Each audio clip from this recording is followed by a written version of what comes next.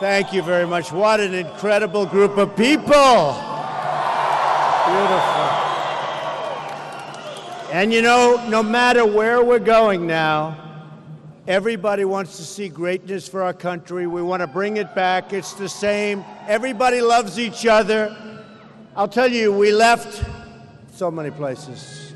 I mean, we go New Hampshire, we go Iowa, we go South Carolina, we go to Virginia, we go, no matter where we go, Dallas, no matter where we go, it's the same thing. There's so much love in the room. It's easy to do this. It really is. It's easy to do. It's easy. Amazing. It's amazing. I want to thank Herman Cain, my friend, for his wonderful remarks. He's really a good guy. 999, right? 999. Wherever Herman is, thank you, Herman. And, you know, we had a meeting today that was amazing. We had the African-American pastors, so many came up to Trump Tower. It was like one of the most inspiring meetings. It was an unbelievable, the love they have for the people that they represent and people generally was incredible. And I just want to tell you, they left Trump Tower. I then immediately got on the plane and I felt very inspired. It was a really terrific day. So, and Bruce is here. Where is Bruce? Bruce Lavelle. Where is Bruce? Bruce, get over here, Bruce. Do you know Bruce? If you don't know him. Bruce, come here, Bruce. Bruce. All right, now get the hell out of here, Bruce. You know, this is so impromptu. You never know when you ride with this guy. I was in New York, and I went up there, guys, on a serious note to just defend a lot of the things that you've been seeing in the news that were totally false. Donald Trump is not a racist, guys. Really? You know, I went to his campaign, and I'll be honest, you guys probably never met him. I've met him several times. I actually rode back on his plane and got to help land the plane with my beautiful wife, Sharon, over here. Where are you, Sharon? And we had a big meeting up at the Trump headquarters, and we had over hundreds of pastors that showed up that looked like me and different leaders across the country to denounce this rumor, this accusation against this fine man. And it's all... Guys, the first thing when I walked up to his office, I looked around and it was so culturally diverse, it was amazing. Most of the women were in charge. They had the higher positions in his organization. Did y'all know that? But on a serious note, I won't talk because it's about Donald Trump. I just want to let you know that, you know, I'm wholeheartely thankful to be a part of this campaign and to help him, and I hope you guys help him. I know there's a lot of establishment guys. I was part of the establishment. I used to be a chairman of Gwinnett GOP chair. Some of y'all know me. But I'm here to tell you it's not about anything else except you guys, the people. And I just want you to let you know that Donald Trump is here for everyone. He hears every voice. And he's our guy.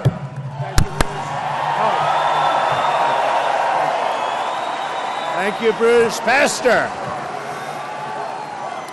Thank you. That was very nice. But we met with many, many pastors, and it was just great. So, as you can see, the people are still pouring out. Now, we could get all of these people coming in right now. If you'd like to wait for 45 minutes before we start, do you want to do that? I had a feeling you were going to say that. I had a feeling. It's been going amazingly well. You do have the mainstream media. You know, I've been hearing about mainstream media all my life. No, I've been hearing about it, and it's true. I mean, they don't give you accurate, really representation. It's an amazing thing. They don't do it. They don't do it. You know, I constantly talk about the cameras. They never show the crowds. They never show the crowds. My wife is always disappointed. Darling, you must not have had a good crowd tonight. But now after about 3 or 4 times, she understands they never want to show the crowds. They never want to fan the cameras. It's an incredible thing. Can you do it maybe once? Fan the cameras. Fan the cameras. They don't move them. They don't move them. They don't move them. You know, I should be happy. It's focused on my face. They never move it. Nobody knows what's going on because you really don't. They don't want to, I mean, it sounds crazy. They don't want to show the kind of response we're getting. So we had 12,000 people. We had 12,000 in Sarasota, Florida on Saturday in an afternoon during football games. 12,000, biggest crowd ever. They've never had a crowd even close. The arena held 6. We had 6 outside, 6 inside. I made 2 speeches, and nobody knew that. They don't talk about it, so that's okay. Here's the story. Here's what's important. Here's what's important. We're winning in every single category. Every category. We're winning every single poll. Fox just came out. We're beating Hillary Clinton even head-to-head by a lot. And I have to tell you, we're beating her by a lot, but she does, and this people are going to say, oh, that's not a nice thing to say. Who cares? We can't afford to be so nice, folks. We can't afford. We don't have the options. You know, for a while we had options. We could mess it up. We don't have the options. We've got to get it right. She doesn't have the strength or the stamina to be president. She just doesn't. She doesn't. I know her. You ever notice she'll go in one of these things and she'll do something, and it's, by the way, the crowds are like 200 people. We were in New Hampshire, actually a part of Massachusetts, where I have 48%. You know why? Because Tom Brady likes me. What can I tell you? I think so. If Tom Brady likes you, you're in pretty good shape in Massachusetts. But we have 48% in the poll in Massachusetts. And we're landing, and Hillary is nearby, and she's going past, and we had all of the police in Massachusetts give us a motorcade. You never saw anything like it. It was like 50 motorcycles. It was the most incredible. I actually said, why do I have to be president? No president ever had a motorcade like we just got. And Hillary, we had 4,500 people, and right next door, meaning 10 miles up the road, Hillary had about 200 people. It's the way it is. That's the way it is. And I'll tell you, this just came out. I don't know if the other networks can keep their thing going, but I might as well. CNBC and CNN, yeah, they were pretty lousy. That guy John Harwood was a real stiff, wasn't he? What a dope. What a dope he was. He was so nice to me for 3-4 weeks. Oh, yes, Mr. Trump. Oh, Mr. Trump, we look so forward. We look so forward to having you. And then he reads this question, such a nasty question. And I said, what a nasty question, right? So they're just a bunch of phony people. But when it comes to this, I'll say it's good because it's good news. So good news, they're not phony, all right? So this was CNBC. So it said staying home. And it says for the front runner, 75% Republicans polled. Basically, you see the charts. And that if Trump runs, far more people are going out to vote in the election. Far, far more. Then it says no matter, I have no glasses on, but these are minor details. I didn't want to put the glasses on. Does it make sense? Should I put them on? No. They're all saying no, don't do it. Don't do it. Okay, I'm going to do it without. No matter what party affiliation you consider, Trump brings them out. This is CNBC. Republicans, Democrats, and independents are all most likely to show up if Trump is on the ballot. In our analysis, we assume constant variables, the Democrats nominating Hillary, which is going to happen, unfortunately or fortunately. I'd actually rather run against her. She has done such a lousy job. You know what her legacy is going to be? The greatest job that she has ever done will be getting out of the email scandal, assuming that happens. It's true. That will be her greatest achievement. You see all the classifieds today? They had thousands. How does a person have that many emails? They have 3,000 here, 5,000. How do you have that many emails anyway? But they have thousands of classified today. It's disgusting because, frankly, she shouldn't be allowed to run. She shouldn't be. But the Democrats are protecting her. She's being fully protected, as the expression goes. And by the way, we can't tell any more jokes. You know, every time I kid and tell jokes, these guys put on, like, you know, a little segment. Like the belt, right? The belt, you know what I'm talking? I talked about Carson, how it doesn't work that way if you hit. And I went into like a whole big thing. Can't be possible. The belt will twist and turn. So I'm going through this thing like for 3 minutes. Then I pull over to the side and I start showing the belt. And I start showing it. Very strong, very nice, you know, but it's a part of a whole story. They never show anything, just that 2 or 3 second clip. I'm playing with my belt and people don't know what the hell you're doing. It's unbelievable. And then I talked about, the other day, I talked about a reporter who changed his story. He changed his story. And I go into this very highly exaggerated phase of changing the story. They don't say what it's all about. All they do is they show these little snippets. They do whatever they can to make you look bad. So what I'm going to do, I'm not going to tell any more jokes. I'm not going to kid. Oh, you want me to? You want me to? Okay. Okay, so I will. All right. Just as long, no, it's true. And then my opponents do commercials where they take a 2-second snippet. These are really dishonest people. Like this guy, Kasich. He did a commercial. Total stiff. Hey, I'm beating him in Ohio by a lot. And he's the governor of Ohio. No, it's terrible.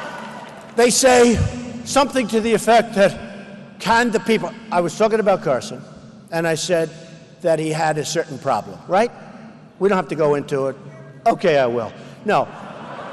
I said he had a certain pathological problem. Now, he wrote it. I didn't write it. And he said he suffers from pathological disease, okay? That's a serious problem. Don't we have enough problems in this world? And I said, essentially, the people of Iowa can't be that stupid. And then I said, the people of the United States, something to the effect, can't be that. In other words, I'm talking about everybody. How can you vote for somebody with a problem like that? I'm not even talking about going after the mother with a hammer. I'm not talking about hitting his friend in the face with a lock. And I'm not talking about that total nonsense about boom, into his stomach, and the belt saved it. Okay? Okay? I'm not talking about those stories. I said I'm not going to mention them tonight, so just disregard. It's like you're before a jury and the judge says, please disregard. Oh, okay, we'll disregard. So what happens is Kasich does a commercial, but he only puts up the first part. He doesn't put up the second about all the people in the United States. They take little snippets. These are horrible people, horrible people. Interestingly, in the same poll, not that I care about Kasich, I think he's got 1%, but it says Kasich does the worst. You know what's funny? When people come after me, they've gone down the tubes. You look at Kasich. Now, before that, Jindal, he was vicious. Bobby Jindal. Alfred E. Newman, I call him. No, it's true. Think of it. He was vicious. He was so vicious. He was going after me. I said, I don't even know this guy. And then you had Perry, the nicest guy from Texas. He had a problem, you know, one of the worst debate performances in the history of debates. That was a debate performance you can never, ever live down. But all of a sudden, he became vicious. He goes to Washington to make a major speech on me. I said, what did I do? Because they wanted to pick up. He goes down. Lindsey Graham. I mean, this poor guy. No, the poor guy. Think of it. He's a U.S. Senator, and in South Carolina, I was at 32 or 38, and he was at 2 or 3, and he's the sitting senator. How about Florida? How about Florida? In Florida, I'm at 32 and 28, very high numbers. And a governor, Bush, I mean, honestly, it's over. So many commercials. I can't watch them. He spent millions and millions of dollars. I've spent nothing. I haven't done a commercial. I actually felt badly. No, I actually felt badly. I did a radio commercial, a small one, because the press was killing me. Why aren't you doing more commercials? Why? I said, you got to do a commercial. I don't need it, but we got to do a commercial. So we did actually a pretty good radio commercial. We're going to be doing a lot of commercials, actually. I think, actually, we're going to be doing most of the commercials that if somebody hits me, I'm going to hit them back so hard. Oh, you have no idea. We're going to hit them back 10 times harder than they ever, which is what we should be doing with ISIS and everybody else, okay? Incredible. Incredible. USA.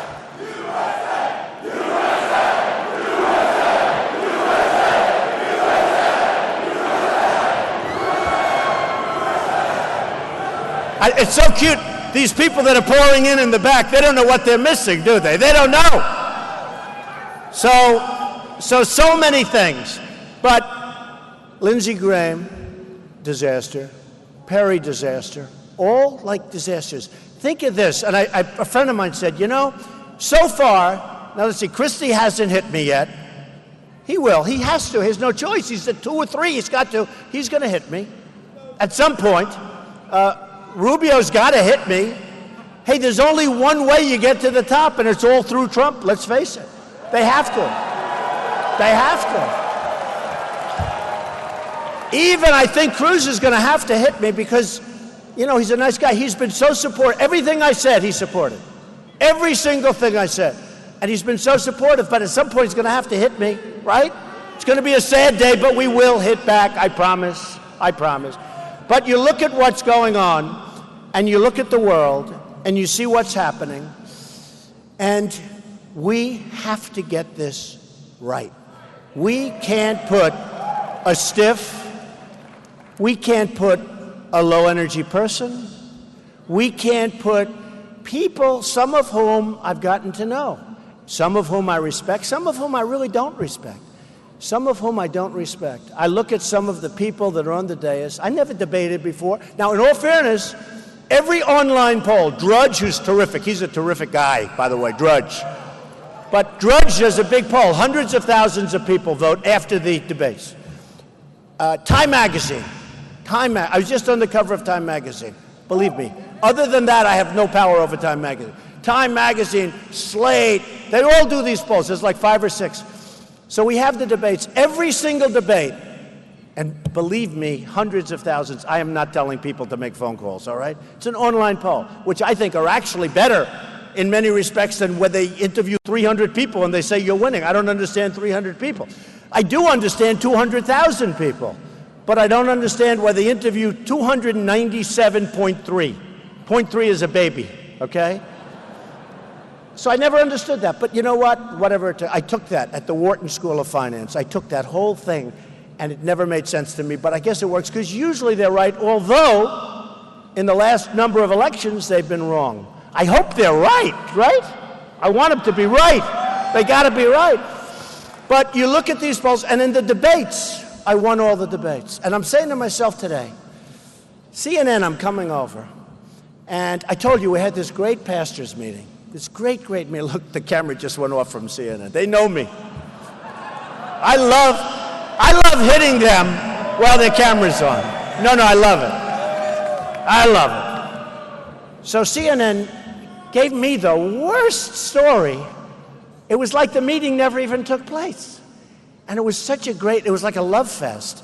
And I said, that's really unfair stuff. So maybe, how would you like to do this? Fox, for the first debate, ended up with 24 to 25 million people, one of the largest in the history of cable, maybe the largest show, I think, in the history of cable. CNN had 23 million people. It was the biggest show in the history of CNN. This isn't me. This is from Showbiz, okay? The biggest ratings in the history of CNN. Biggest. They cover wars, they cover. How about the next debate is with CNN? Now, you have to tell me, because I know what they're going to say. They're going to say, oh, Trump is chicken, okay? How about I tell CNN, who doesn't treat me properly, they don't, they just don't, right? They don't. They really don't. And I have a lot of respect for some of the people over there, but they don't treat me. How about I tell CNN that I'm not going to do the next debate, okay? I'll tell you the problem. You know, we discussed, this is a nice thing. When you're really smart, like really smart like I am, it's true. It's true. It's always been true. No, it's always been true. But I can do these things extemporaneously, so I don't need teleprompters. Like Obama, he walks out, ladies and gentlemen of Georgia. Ladies and gentlemen, thank you very much. You know how easy that is? You read for a half hour and I talk for an hour and a half, and I don't have any of that stuff. But the nice thing is you can be very current, current events. You're not reading a speech and you have to get speechwriters to change. I mean, I hear things on the airplane coming over. We can talk about them. But how about we do this with CNN? I won't do the debate unless they pay me $5 million, all of which money goes to the wounded warriors or go to vets. Seriously. Seriously. I would love to do it. I would love, okay. Let me give you the bad news. So what will happen is they'll say, oh, Trump is chicken. Well, I've done 4 of them, and according to every online poll, I won every one of them. Now, when I turn on the television and I listen to these, the talking heads who are not smart people at all, they call them elite. My education's better than any of them. I'm smarter than they are. Many of the people in the room are smarter than they are. But the talking heads, I could name them, but actually a couple of them are actually starting to come around, so I got to be careful. I can't send them all the way back again, right? But, guys like Karl Rove, he spends hundreds of millions of dollars on campaigns. He wins nothing. He wins nothing. There are some people that are losers, okay? But how about if we do that? No, they're losers. They're losers. And that's the problem. We can't have that. We can't have that with the Republican Party. We have to get the right people. And we have to win. That's why when I show you this poll, it's a Fox poll, where I beat Hillary, that's what we have to have. And I haven't even started on Hillary yet, other than I do say no strength, no stamina. But with CNN. So I say $5 million goes to the wounded warriors and the vets. Okay? Do we like that? Here's the problem. We're winning by a lot. I say we because we're all in this thing. A lot of people say, oh, well, Trump's crowd, they say it over here. Trump's crowd, it was packed. We haven't had, you look at every stadium. Mark Cuban called up, you want to use my arena, the Dallas Mavericks. I said, what day is it? Thursday. When can I use it? Monday. I said, 4 days. How many seats? 20,000 seats. We filled it up like a day and a half. And he predicted that. He knew it. There's a feeling. By the way, there's a feeling. But here's the problem. So we're leading in everything. The biggest crowds by far, so much bigger than Bernie Sanders. You always hear about Bernie Sanders. Our crowds, no.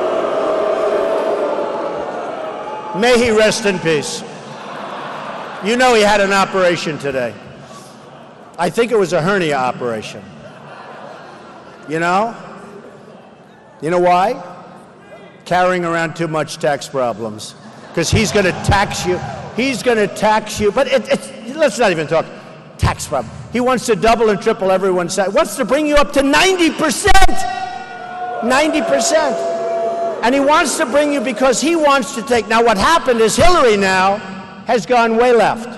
And she wants to give everybody free everything, except for the people that pay taxes. Somebody has to pay. Somebody has to pay. So it's going to be Hillary. But here's the problem.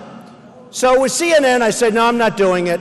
Their ratings will go down where they would be. Let's say they would have had 1 million people when they have maybe 2 million people and they have 24, 25 million people. The case of Fox, 23. So they're expecting a big audience, December 15th. They're advertising it all over. What I do like, they finally used a beautiful picture of me. Finally. Sometimes the pictures are so bad. They have my chin pulled back, so I look like quadruple chins. They picked the worst, but they picked a good picture. I'm so happy with them. I actually wrote them a letter saying thank you for the first time in about 2 years. But here's what happens. I won $5 million. They were getting $4,000 for a 30-second ad for the last debate. They went from $4,000 to approximately $250,000 for a 30-second ad. That's a lot of money. And then if you remember, CNBC extended their debate by 1 hour 2 days before. They said they're extending it because they were making a fortune. They were totally sold out. And who's the one that said, no way, you're not going to do it? I did. Not because I could stand up there forever. But I said, you're not going to do it. And everybody told me, Everybody, this is like the wall. Believe me, we're going to build a wall. Mexico's going to pay for it. Believe me. It's like the wall. Like the wall. It's like the wall. Everyone says, oh, you'll never get Mexico to pay for the wall. So when I did this with CNBC, they were going to make it 3 hours. I said, number one, I can stand up here for 25 hours. I can stand up for 2 days. I don't care. But who the hell wants to watch the same questions over and over and over again, right? For 2.5, 3 hours. So I said, no way. And I said, we're not going to do it. In all fairness, Carson joined in with me. He said, absolutely, I'll go along. And they folded in about 2 seconds.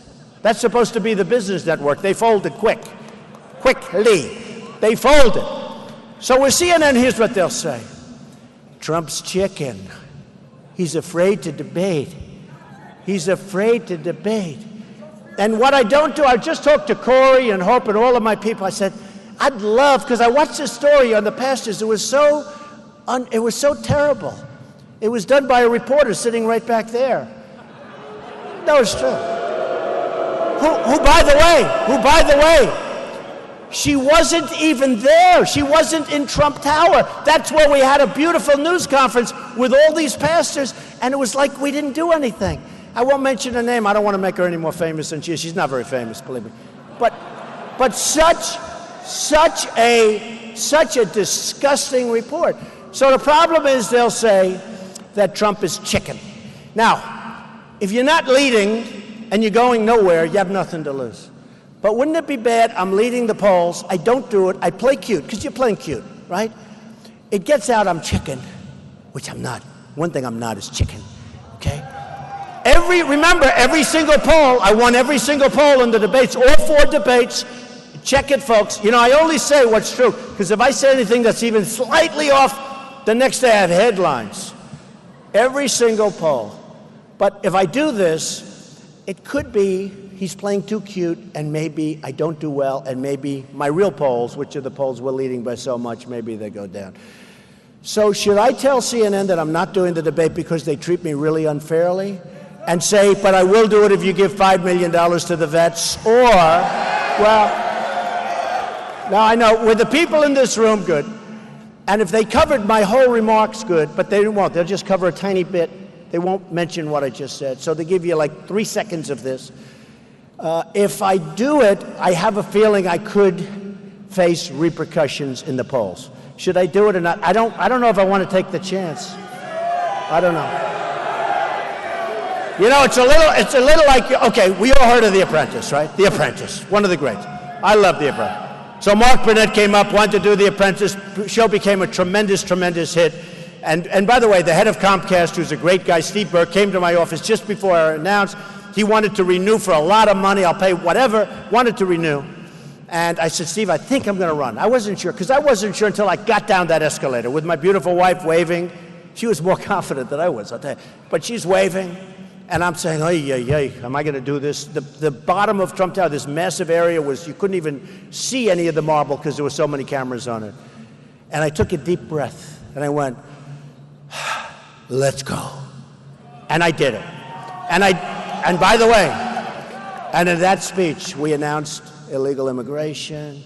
We announced a whole pile of things that turned out to be a very, very big deal. A very, very big deal, right? Very big deal. So, build a wall. So what happens with The Apprentice is we went on, and they didn't have an option, because everybody said, well, Trump isn't going to be, he's not a television star. They did a 1-season deal without an option. Very unusual. They didn't want to waste the ink. And critics said, why would anybody want to watch The Apprentice with Donald Trump? And then they said, the worst insult I've ever had. This one critic, a total moron, said, women will never watch. You know, unless women watch the show, it can't be successful, because women make up a big part of the audience. And unless you have big women, and you just can't, the people on television know that. And this one guy said, why would women ever want to watch Donald Trump on television? You believe this is when it first came out. So, very insulting. In fact, I said to my wife, am I that bad, darling? Am I that bad? And I said, I've done fine. But the show goes out, and it starts at number 10, it goes to number 8, it goes to number 5. Anyway, many evenings, the number 1 show on television became this phenomenon. And so what happened is I played chicken because they didn't have an option. So what happened is NBC came to me, and I read all about Friends, where they made $2 million an episode, and there were, how many of them? 5 or something, right? Jennifer Aniston, all of them. And they had like a union, but they made a lot of money per episode. I would have not formed that union. If I were Jennifer, maybe I would have asked for more, but that's okay. She's a team player. So what happens? I said, I know nothing. My agent told me don't do The Apprentice in the first place. It's not going to work. So I fired him. I said, you know, the show just went to #1. No, I fired my agent. So I'm stuck without an agent. But I read all about these ridiculous salaries at these television stars, and I asked for a tremendous salary. I said, look, I have the hottest show on television. You remember that season 1 in particular, the final episode? I think it was second after the Super Bowl, had tremendous numbers of people watching it. And I said, all right, I'll do this myself. This is too simple. And so I asked for a crazy number. And they said no, they turned me down. And I said, man, I just blew it. And 2 days later, they called me back, we'll give it to you, okay? And I said, why? They paid me a fortune. You saw the money I made on The Apprentice. I had to file it. How much was it? $213 million. You believe that? Nobody believes it. I don't believe it. I mean, to be honest, I had to file it. You know, I had to file my statements. Everybody said, well, maybe he's not as big as people think, and you know what's going to happen, and he won't file. Well, I filed, and I was much bigger. And by the way, I don't say that. Bigger, better, stronger, low debt, tremendous cash flow, numbers that I wouldn't have ever believed even 15 years ago. I built a great company. The reason I say that isn't for ego, it's because this is the mentality, this is the thinking that we need for our country to make us great again. So, just to finish, and then we're going to get back onto that, but just to finish, I said to the head of NBC, why did you fold? Because I love business, you know? I love to know, why did people fold like little people? Why did they fold? So I said, why did you fold?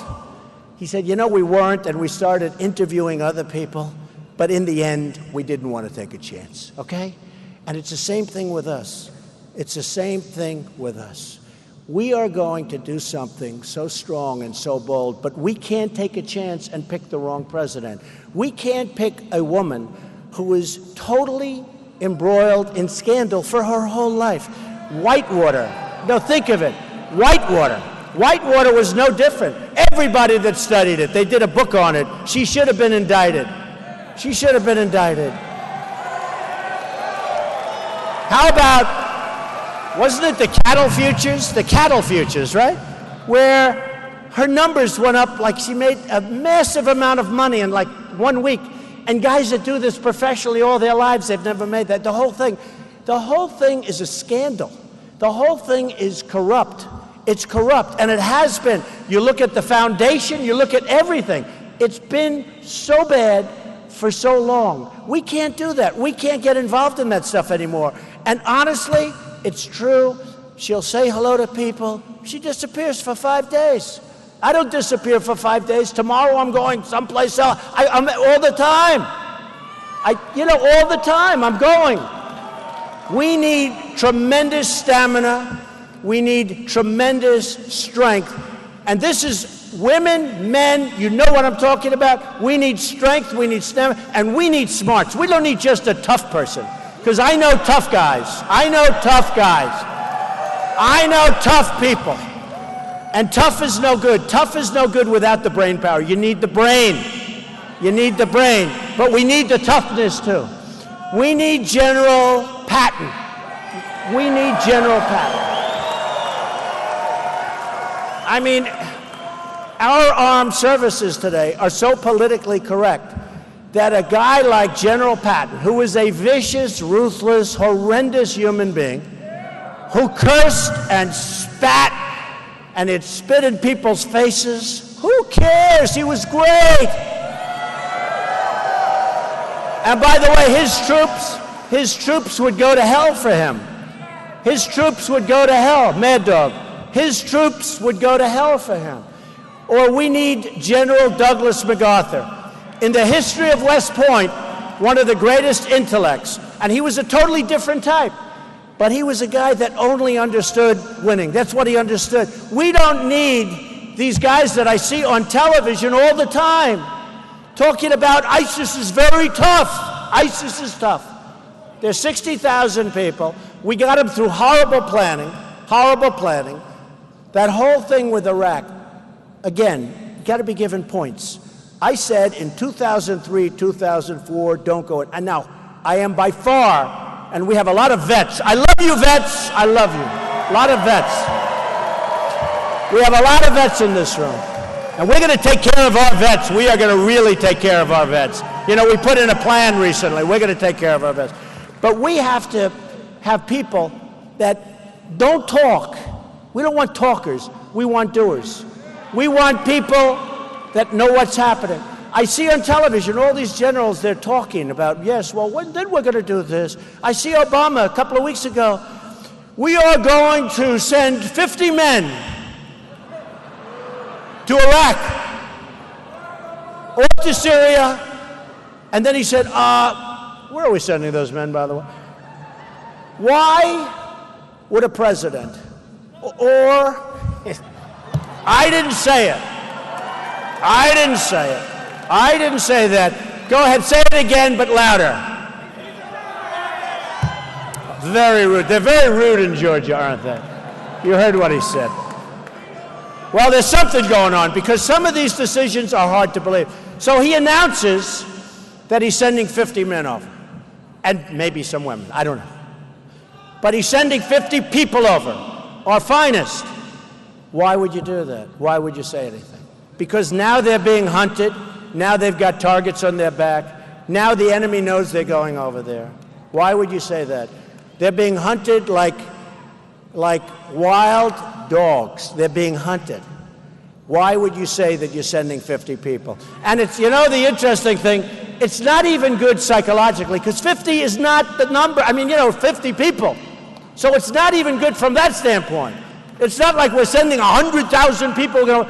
50 people, they probably say, wow. Well, number one, we're going to get those 50 if we're the enemy, right? Number one, we're going to get those 50, and we're going to make them look real bad. And number two, 50 people. How stupid is this? Okay? If you're going to do it, either do it or don't do it. But you have to either do it or you don't do it.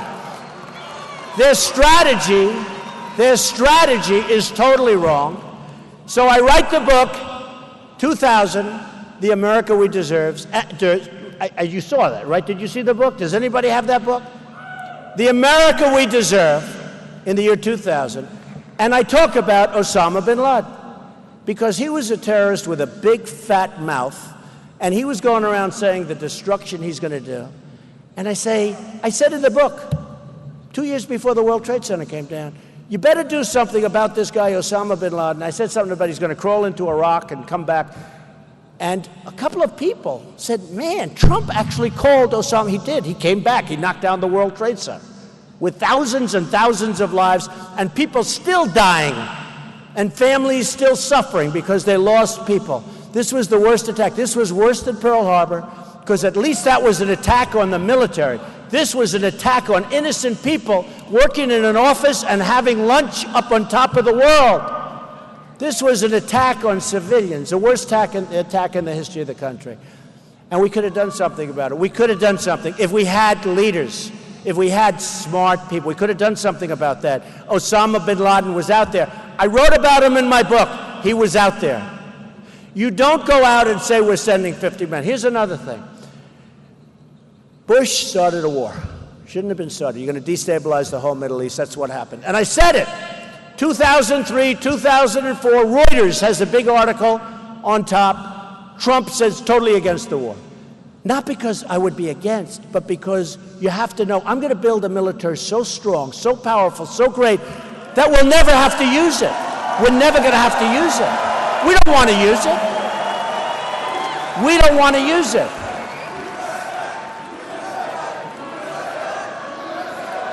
Look, in many ways, the military is, and building it up, is the cheapest thing we can do. Because it's like the tough guy. You never really want to go against the tough guy. You know, you get the tough, we grow up and we all know what we're talking about. But I'm the tough guy. Well, hopefully I'm the smart guy. We have to have cunning. We have to have guile. We have to have a lot of different qualities. But we can't keep going with these all-talk, no-action politicians who are paid off by their PACs. They're paid off by the PACs. They're controlled like little puppets by their PAC. We can't keep going like this. We owe $19 trillion. That's now going to be $21 trillion. It's a number that's absurd. It's a number that who would have even thought this is possible? China's ripping us on trade. Japan is killing us on trade. With China, we're losing $450 billion on an imbalance a year. With Japan, it's $70 billion a year. Mexico's 45. That's why people say, I told you before, I say they're going to build a wall. You know why? Because they're making a fortune, Mexico. I love the Mexican people. I respect Mexico. I respect their leaders, but their leaders are so much smarter than our leaders. You stay in Mexico one extra day, they have 5 soldiers escort you out of the country. And yet they send everybody over that they don't want. People go through Mexico, keep going. The dummies in the United States are going to take you. A woman's pregnant. She has a baby. She steps over the border. She has a baby. It's an American citizen. We take care of the baby for 85 years, okay? No more. And I attacked that. Anchor babies. I attacked it. And I attacked it strong. And it turned out I was right. I didn't even know that at the time. Because everybody said, all of these dumbass politicians said, oh no, oh no. That's what they are. They're good at one thing. I'll tell you what. They're good at one thing. Getting reelected. I mean, I have to deal with them. A guy like Kasich, this guy's nothing. These are people that should not be on the stage. These are people, it's an embarrassment to have some of them on the stage. And some are very good. I'll be honest. I'm not going to tell you who because I want you to vote for me. But there are some that are very good. But there are some that should not be on the stage. I mean, you have a guy like Pataki. He doesn't even register in certain areas where you have to register. And he's going to be back on the stage. If I'm running the Republican Party, and if somebody's not registered, let's say in Virginia or let's say in South Carolina, because they don't want to pay the fee or because they can't get some signatures on a ballot, and he can't register because it's now the time limit, so you don't have South Carolina or you don't have Virginia, you're not going to be on the debate stage with us. But they don't do anything about it. They don't do anything about it. So we have to get tougher. We have to get smarter. We have to really run this country with love and with heart, and we have to take care of people that are sick, and we have to take care of people that need help. We have to get better health care. Obamacare is a disaster. It's a disaster.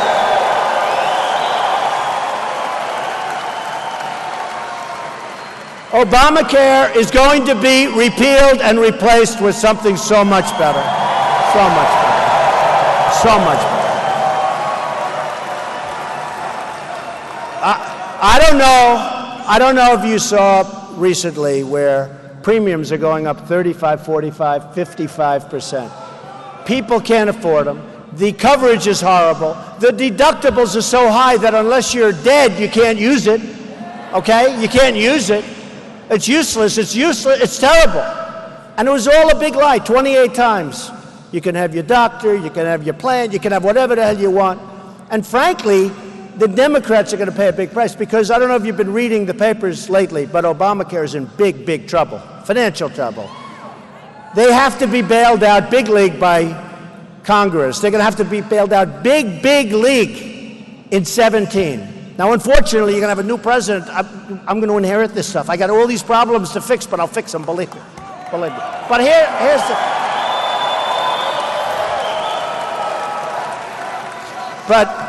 But here's the problem. The Democrats, at least we know where they're coming from, right? These Republicans, we send them to Washington. And I support them. I give a lot of money, all that stuff.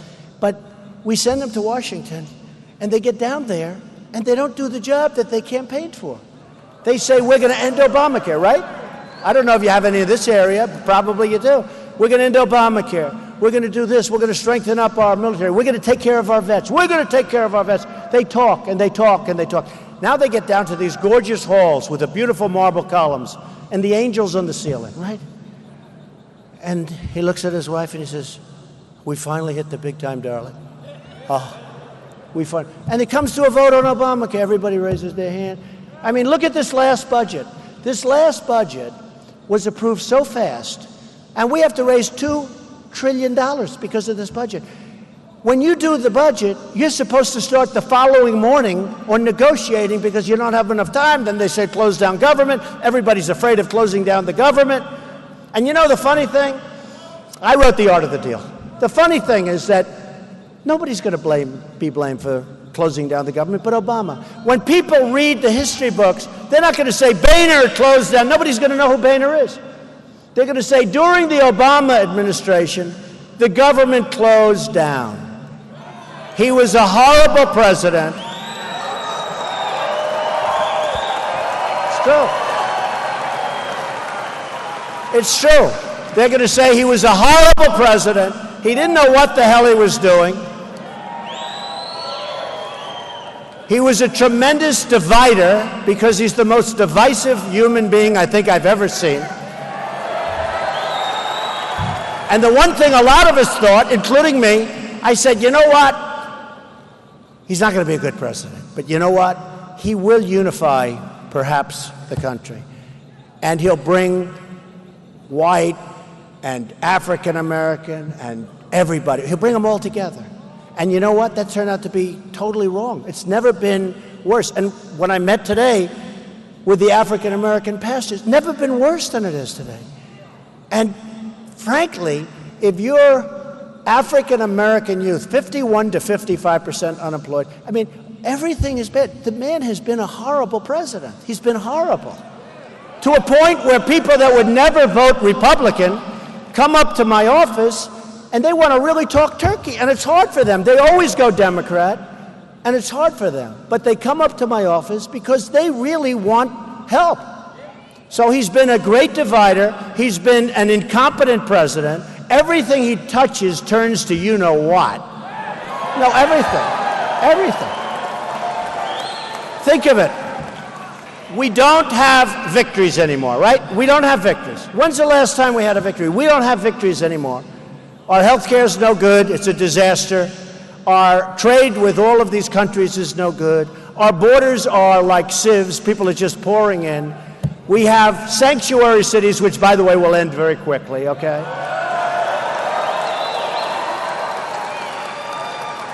When I made the speech in Trump Tower that I'm going to run, and I gave up a lot because what I gave up is far more than any campaign is going to cost. I'm talking now in dollars. I gave up a tremendous amount, including shows and everything else. But I gave up a lot. You know, a politician gives up nothing. They run, they lose, they win, they run again. Totally controlled by their donors, by special interests, and by lobbyists, totally.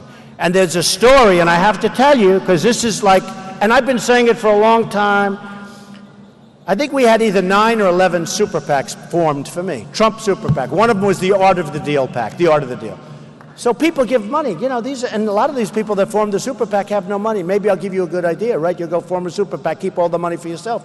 So I'm saying to myself, I wonder when people send to the Art of the Deal super, they probably think I'm running it. Well, we're not supposed to run it. I'm not running it. And I see these two young guys are on television, and I see others, and they're all talking about these nothing to do with it. We sent legal letters to all of these super PACs to close your doors, close up. I would have had hundreds of millions of dollars if I wanted to have a super PAC and if I wanted to have other people fund my campaign. I don't want other people to fund my campaign. No, I don't want them. Because nobody knows the game better than me. We take the small contributions because I have to. I mean, I have people sending me $21, $17, $28, $100. And you have to, those are people that are in love with this country. And you have to take it's called small, like tiny contributions. But these are people that really want to invest in this country, in the greatness of the country. And frankly, to send the money back would cost more than some of the checks that come in. You wouldn't even know. And there's no letter I can write to a woman who sent in $17.50 with a 4-page letter. 4-page letter. So proud that she sent this money. There's no letter that I can write where she's not insulted. I have turned down tens of millions of dollars. And you know, most of those guys have gone to other campaigns because they want to, I mean, they're like horse players in a certain way, but they also want access and they want power. And I said, I don't want to take your money. I'm not going to take your money. So here's a story. It was just on the front page of the Los Angeles Times. A super PAC called American Legacy raised $6 million. Now this is, I guess it's a Carson or Carson-oriented super PAC, right?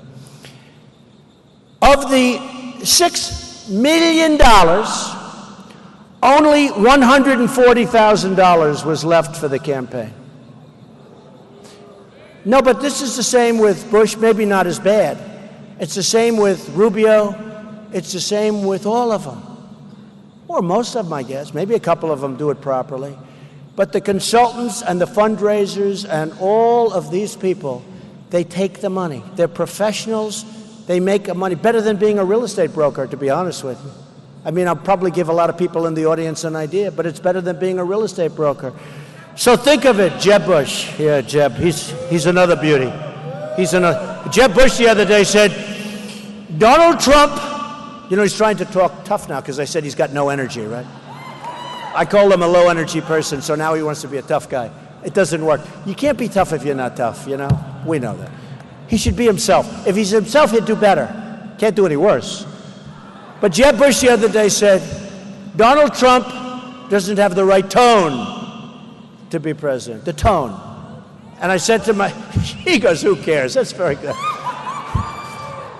Who cares is right. So here's the story. So they're chopping off our people's heads in the Middle East, right? They're drowning people in cages. We're like living in medieval times. We can't waterboard. They asked me the other day, do you see that? They chop off heads. And one of the announcers asked me the other day, one of the talking heads actually, said, Mr. Trump, what do you think of waterboarding? What do you think of, right? I said, what do I think of waterboarding? Well, do you want to go a step further than waterboarding? Because I'm okay with that too. I said, you know, they're chopping off everybody's heads. Every day you see it. James Foley, great parents. I made a contribution to the people and to the parents, and because they did the Foley Foundation, and I got to know them and him, and through them. And he was like this great person. He was the first. And I said, you know, I think ISIS made a terrible mistake. When they did that, they created this tremendous hatred. Well, now they're doing it all over the place. And we haven't done anything about it. And we have a president that doesn't even want to mention Islamic problems. Doesn't want to mention it, okay? Right? No, he doesn't want to mention it. He doesn't want to say, you know, when you think about it, he doesn't want to use the terms. He doesn't want to say what it is. And you can't cure a problem if you're not going to say what the problem is. You just can't cure it.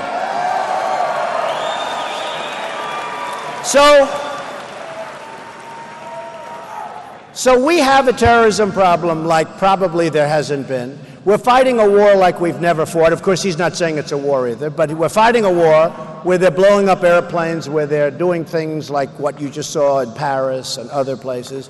And we have a president that refuses to use proper terminology. And why that is, nobody can really tell me that one, okay? Why that one? This audience is amazing. I wish everybody... I wish everybody could hear. You know, when you think of radical, right? Radical, Muslim, anything you want to say. But it's a problem. And it's a problem that has to be addressed, whether it's Muslim extremists or not. You have to say what it is. And that's what it is. That's what it is. Even at a soccer game recently, you saw that the other day where they had a soccer game, they had 1 minute of silence for the people that were just absolutely bludgeoned, absolutely what they did in Paris. And people are yelling things from the audience, things that weren't supposed to happen.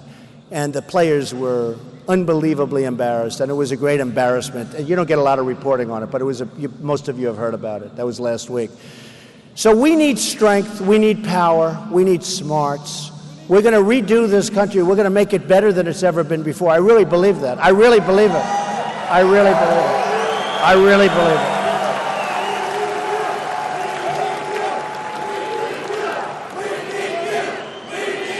Well, thank you.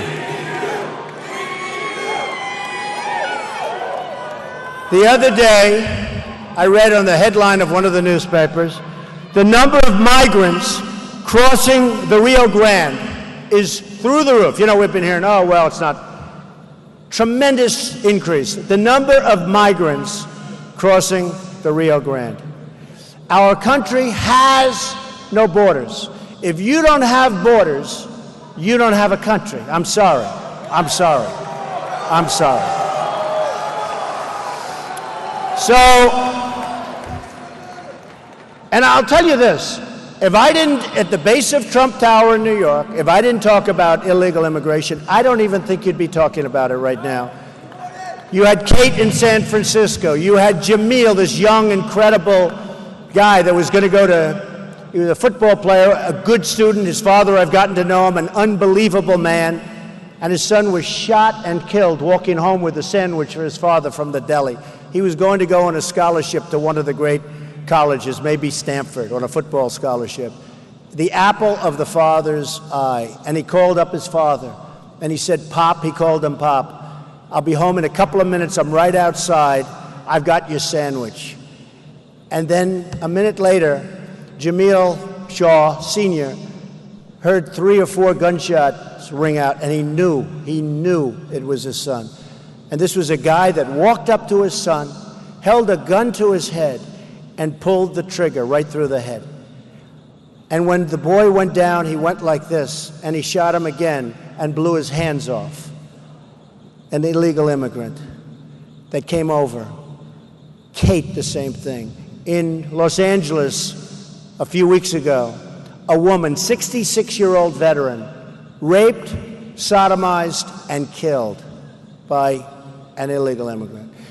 We've got to get our country back, folks. We've got to get, and by the way,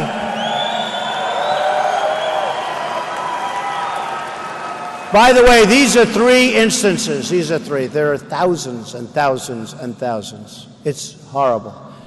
It's horrible. And the Border Patrol, I was over there not long ago in Laredo, Texas. And the Border Patrol, these are great people. And they're told, stand down, stand down. These guys are fantastic people. They'd love to do their job. They can't do their job. They're not allowed to do their job. And people are pouring into the country. And now we have Syrians that look awfully strong. No, can't do it. Hey, look, we all have a heart. And you know what I'm all for? I'm all for building safe zones in Syria, which is much less expensive. And believe it or not, they'd rather be there. You know, I have thousands of employees. And I have employees from parts of the world, all legally here, by the way. Oh, have I been tested? I have these guys going to reporters to every place. Have I been tested?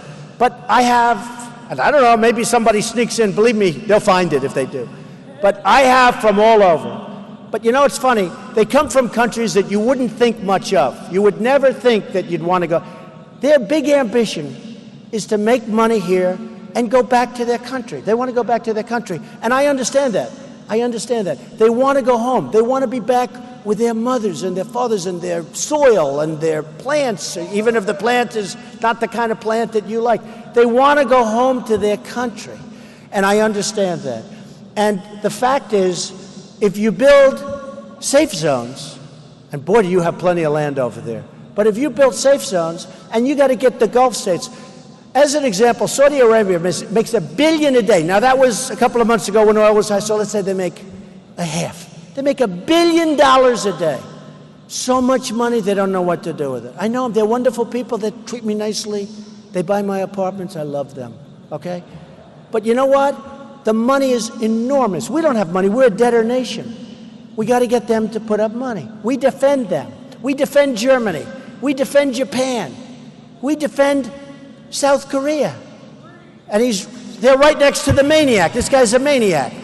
We have 28,000 soldiers. We defend, they give us like nothing. If you want to buy a television, LG, Samsung, Sharp, they all come. I bought thousands and thousands of televisions in the last year for different projects, right? Can you believe I'm running part-time? I'm like running part-time. I'm doing well for a part-timer, right? Oh, by the way, talking about, so wouldn't it be nice? I've spent less money on my campaign than anybody else, and I'm in first place in every poll. Wouldn't that be nice? No. But wouldn't it be nice if the country could do the same thing? Wouldn't it be nice? As an example, at first I said, you know, I have to spend more money. It doesn't look that good. I haven't spent that much. And then somebody said to me, you know what really is great? I don't know if anybody ever heard of Charles O. Finley. He owned the Oakland A's, right?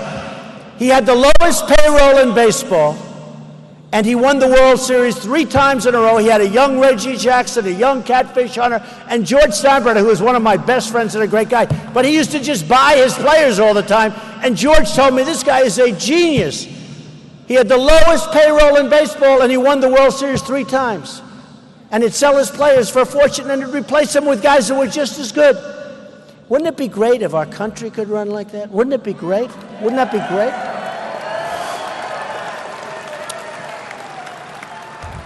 Do you remember for the last, because a lot of the people in this room know what I'm saying, and they've been following us. Do you remember when I've been saying oil, attack the oil, right? I've been saying that now for what, 4 years? But I say more. I say attack the oil and then keep it. These guys attack it, but they don't want to keep it because they're stupid. So for 4 years I've been saying attack the oil, attack the wealth of ISIS, attack the wealth. And they all said, oh, that would be ridiculous. Obama actually had one of his generals say, well, that wouldn't be a good military. I said, wait a minute. They're making much of their money from oil. They're making a lot from banking, and who knows better about attacking banks than I do? I'm one of the all-time pros of history. Okay? Got to attack the banks.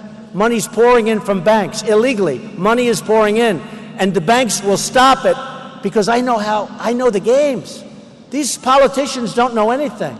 But I've been saying attack the oil, attack the oil. They've been saying that doesn't make sense. That's not a good strategy. I actually heard the other day that attacking the oil is a bad idea because it's environmentally not sensitive. Can you believe this? No, attack the oil because what's going to happen is you're going to have fires, you're going to have smoke going, and they don't want to do it for environmental reasons. Can you believe the incredible incompetence? Okay. So I've been saying that is a serious consideration as to why they didn't attack the oil, just to show you how stupid our leaders are. And these people want to kill all of us. So I've been saying attack the oil. Well, after Paris, and right at Paris, finally, and it was France that did it. Can you believe it was France that led the attack? Which I'm happy about. But they finally started attacking the oil. And only one person back there said, you know, that was Trump's idea a long time ago, and he's been saying it every chance I got. But I said one other thing. I said, attack the oil, go in there, recapture, get ExxonMobil, get a couple of these great companies, they'll rebuild the infrastructure. Don't worry about the infrastructure. These companies are amazing. Half of you probably work there. They're amazing companies. They will rebuild it so fast, and they'll build it new and nice. We'll encircle it, we'll make a fortune, and we'll give a percentage of that money to the families of the soldiers of Iraq and other places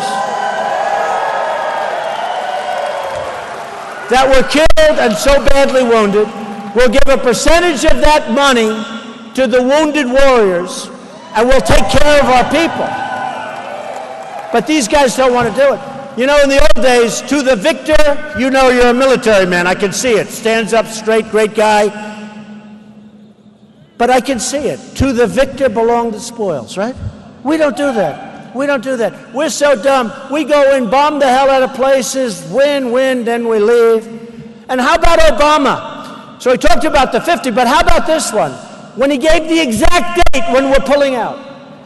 Okay, how about that? And I said, wait a minute. It must be some kind of a game. I thought maybe he's playing a game.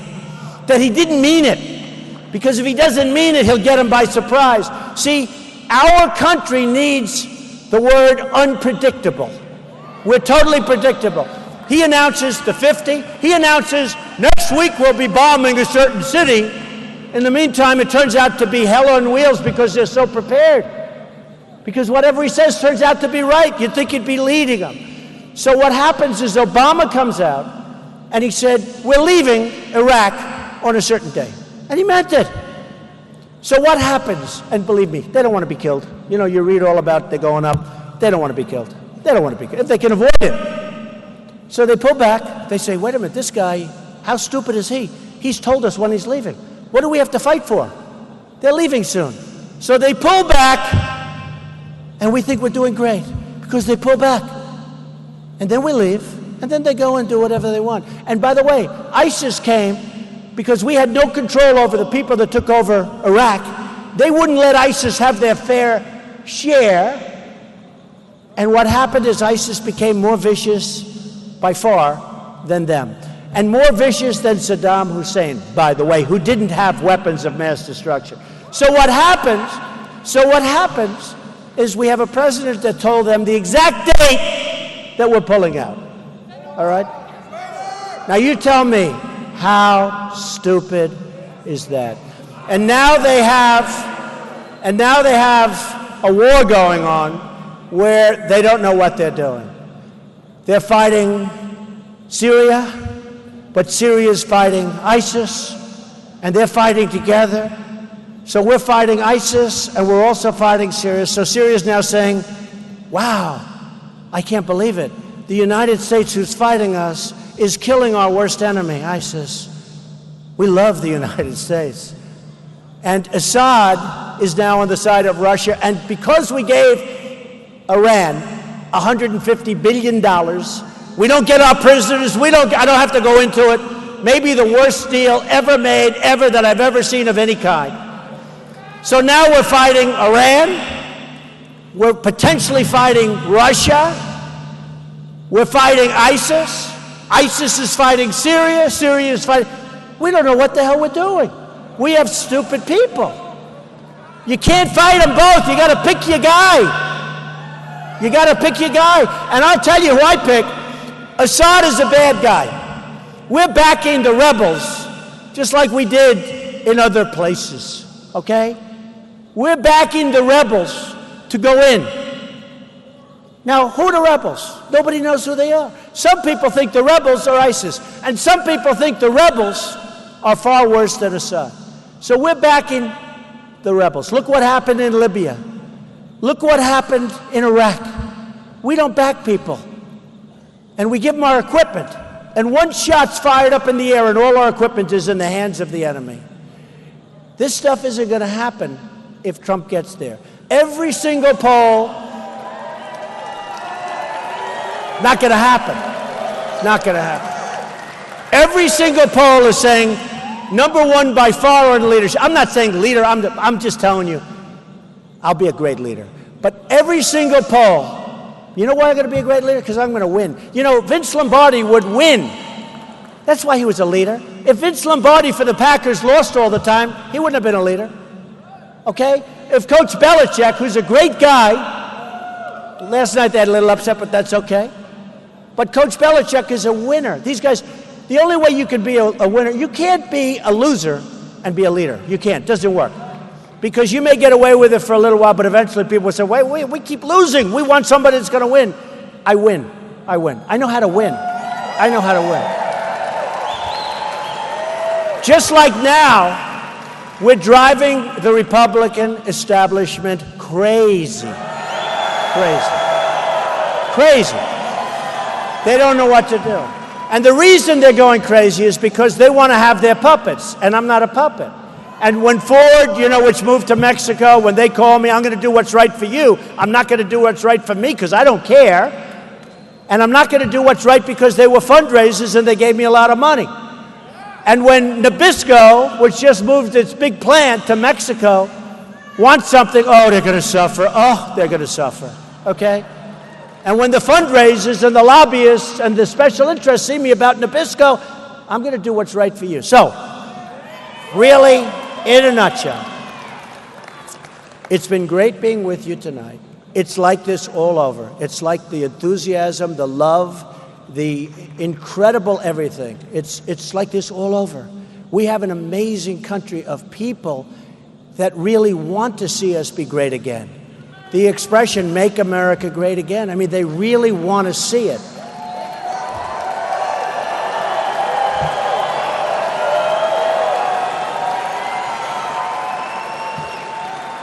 We have to get out and vote.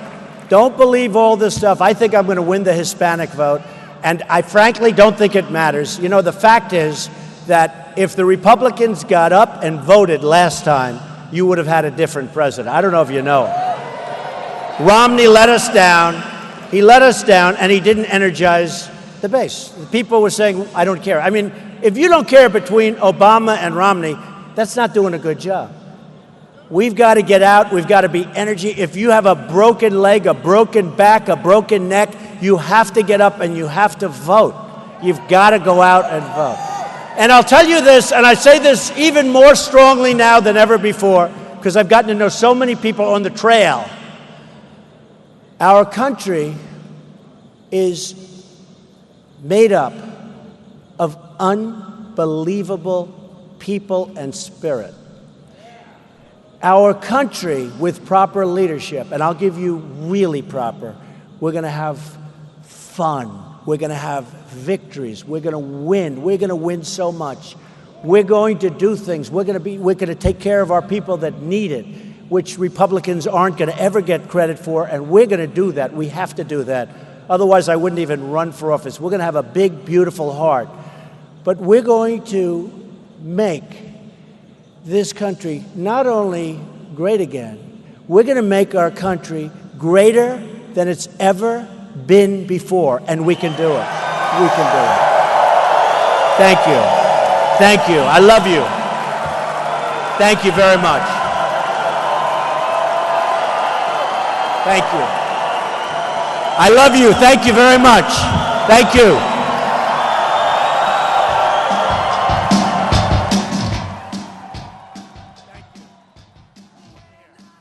I'll sign a little bit, yeah.